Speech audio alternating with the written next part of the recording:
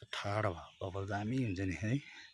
ल साथी अब घाँसको बारी पुऱ्यायो हामीले हो। यो मेरो श्रीमतीको।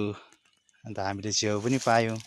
यस्तो त्यो च्याउ चाहिँ तिम्रो हेर त च्याउ चाहिँ नि देख त च्याउ हेर्नुस् त यहाँ च्याउ हेर्नुस् त कटुस च्याउ। यसलाई के भन्छ इङ्ग्लिसमा सिताकी भन्छ नि सिताकी च्याउ भने यो चाहिँ तपाईँको मार्केटमा भ्याल्यु यसको चाहिँ सिताकी रियल हो भनेदेखि चाहिँ 1800 या 2000 रुपियाँ पर केजी पर्छ।